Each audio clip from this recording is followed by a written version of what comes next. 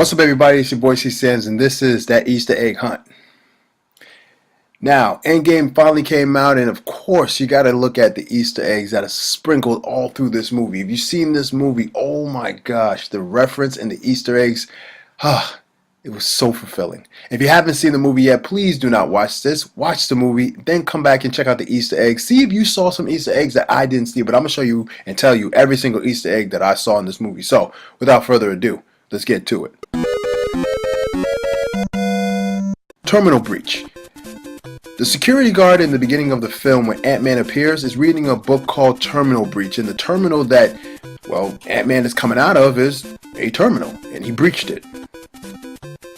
The Iron Man 3 reference. Now, Tony Stark and Pepper Potts are talking, and he's about to get this thing going for the heroes, but he says, if you want me to, I could throw this at the bottom of the lake and just leave it. And she said that you would not be able to rest, which is a reference back to when Tony Stark had an issue and he couldn't rest. He wasn't able to rest. So that's a definite reference right then and there. The new Asgard. There's a new Asgard on Earth, and that is from a comic book reference of the new Asgard that they have civilized on Earth. The All-Father Thor. Thor, even though he looks well out of shape in this movie, his face, his beard, and his hair looks like the All-Father. When he grabs Stormbreaker and Mjolnir, he becomes All-Father. If you look at it from the comics and the way that they designed Thor, he has the All-Father look. Ronin in Tokyo. Now, there's a couple of comic books where Ronin is in Tokyo and he has a samurai version of himself. There's a samurai type of style in Ronin's comic book, which is Hawkeye. Hawkeye is Ronin, and it takes place in Tokyo. Iron Man calls Rocket Raccoon Ratchet, which is a reference to the Ratchet game that's out, which is another furry woodly creature. I thought that was a really good reference. The Big Lebowski. Now, The Big Lebowski, played by Obadiah Stane, is a reference to how Thor looks when he's walking around with the shabby clothes and the glasses. Jeff Bridges, he gets a nod. The Dark World recap. We see everything that happened in Dark World, and we see it from the perspective of Thor, the audience. Now, a lot of times we see a lot of things from the different movies as the audience, and the heroes are watching it as the audience as well. Thought that was pretty cool. Vormir. They say that Vormir is the center of a celestial existence. So there's a celestial that exists in Vormir. Now, who is the celestial that they're talking about? Confirmed dates. Now, these are the confirmed dates of these different parts in the MCU. The New York fight scene in the Avengers is 2012. It's not 2011. It's not 2013. It's 2012. Dark World was confirmed to be 2013. Guardians of the Galaxy was confirmed to be 2014. Gamora bonus scene outfit. Now, in the Avengers Infinity War bonus scene or deleted scene from the DVD, you actually see an outfit that Gamora is wearing. She looks like a mini version of Thanos. And guess what? She's wearing the exact same outfit in the movie. Her hair is a little different, but she's still wearing the outfit that she was intended to wear before. Winter Soldier characters. We see the scene in the movie where the Alpha Force or the special forces are coming out, and you see Rumlow, you see all the other characters, you see that shifty guy, you see all these characters in the movie, and they replay the elevator scene from Winter Soldier, which is a little bit different, and I'll tell you why in just a second. Hail Hydra.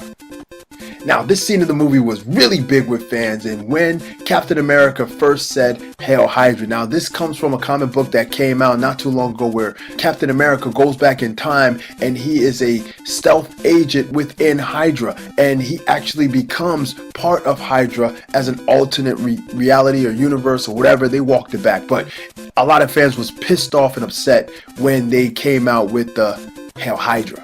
And in this movie, they make reference to that. That was probably one of the first times that they took a recent issue in comic books and put it in the movie. I thought that was outstanding.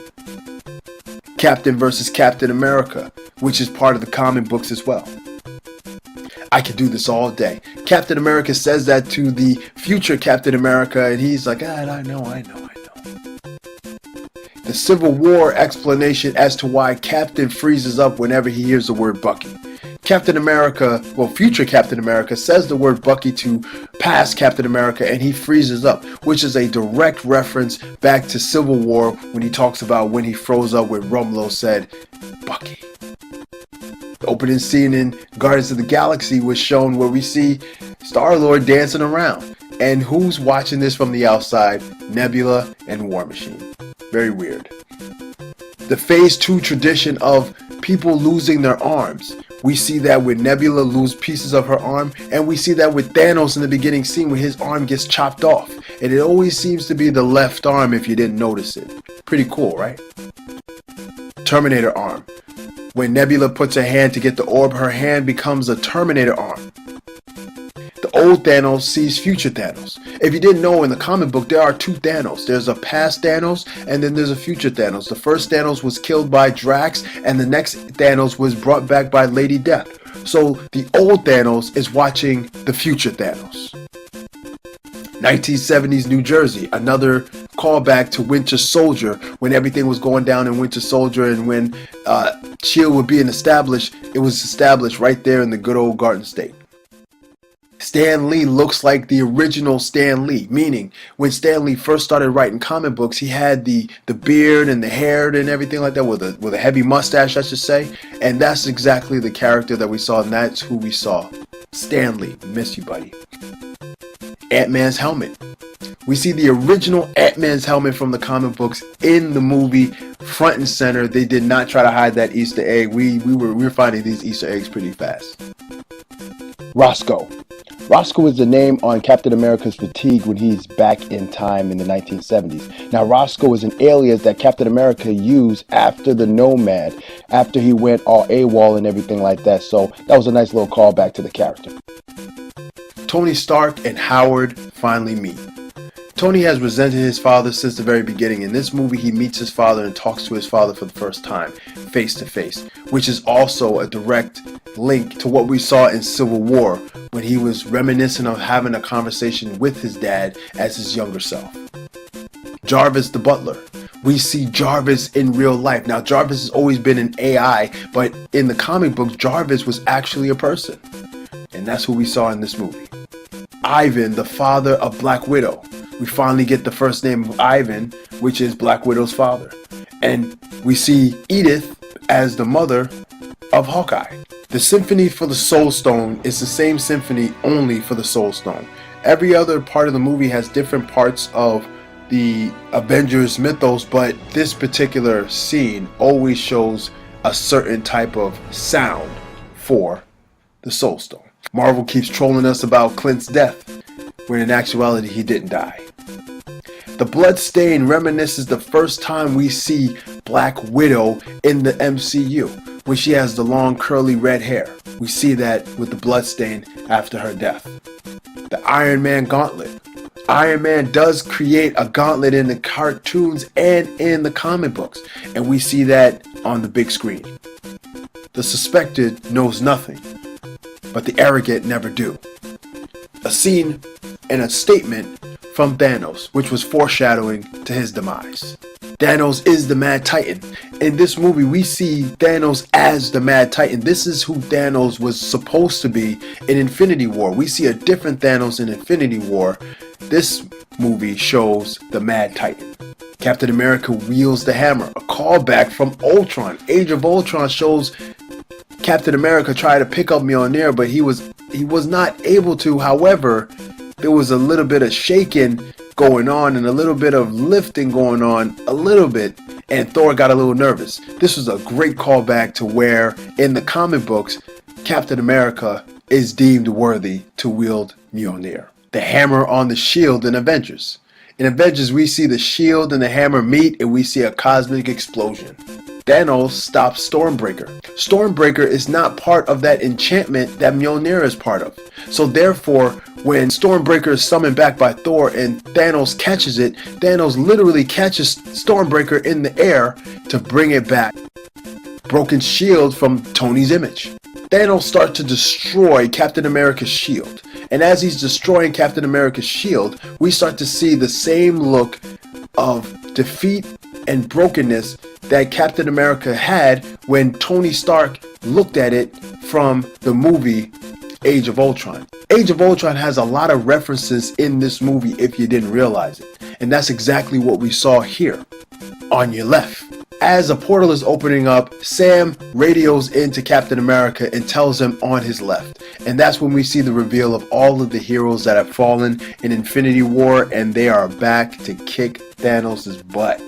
War Machine's new suit. War Machine's new suit is an inspiration from Iron Man 3, the Iron Patriot, the red, white, and blue. We see that in a metallic color of red, white, and blue as a more bigger, bulkier type of armor. Kind of similar to the Hulkbuster, but a little bit of a smaller scale. We see Professor Hulk.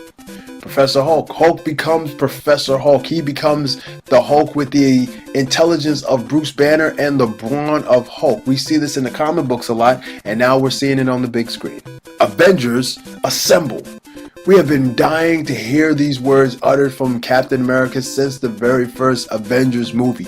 Avengers Assemble. We see a glimpse of this at the end of Age of Ultron, and we didn't even get any of that in Infinity War, but we finally see this in Endgame. Avengers Assemble. Thor and Cap always has a one-upmanship type of mentality. When Captain America is wielding Stormbreaker and Thor is wielding Mjolnir, he said, no, switch, you get the little one. Showing the one-upmanship that they both have. The van sound from Ant-Man. Black Panther with the gauntlet. In the comic books, Black Panther does hold the Infinity Stones and does hold the gauntlet at one point, but we see him running with the gauntlet, which was pretty cool. All the women of Marvel come together. There is a comic where there's all female, a full female spread of all the females in the Marvel Cinematic Universe and in Marvel, and that's exactly what we see. All the females come together to protect Captain Marvel. Pretty good. I am Iron Man. The very first phase of the MCU gave us these words, I am Iron Man, to show us that we are not dealing with your standard type of superhero movie where you have secret identities. This superhero just told you his identity. Therefore, I am Iron Man was a fitting way to finally end his story. During the funeral, we see the boy from Iron Man 3. And Iron Man 3, I believe his name was Samuel, if I'm not mistaken. I could be wrong. I'm wrong. I'm probably wrong. Anyway, we see the boy from Iron Man 3 there as a grown man. Pretty good callback. The movie cast stand together during the funeral of Tony Stark. The cheeseburger reference. When Iron Man came back from being secluded for all those days and months, the first thing he wanted was an American cheeseburger. Nick Fury appears in the end when he appeared in the beginning. All in all. As Captain America is going to reverse and put everything back to where it was, all the Infinity Stones, he says to Bucky, don't do anything stupid. And Bucky says, how can I? You're taking all the stupid with you. A nice little reference back to their friendship all the way back when they were kids back in Brooklyn. Sam Wilson dons the name Captain America. In the comics, Sam Wilson becomes Captain America for a little bit, and then he takes over the role. This was them passing the torch to him in this movie. Bucky approves Sam as the new Captain America. Bucky does become Captain America at one point, but in the newer version, Sam is worthy to become Captain America. The last Easter egg, Captain America is 200 years old. Remember, Captain America is in his hundreds when Civil War happens. A couple years later, Infinity War. 5 years later, he has to be close to 120 years old. Captain goes back in time and decides to stay back in 1945 before he went down into the dirt. Well, into the ice. And if you put all those times together and if you count the years, Captain America is 200 years old.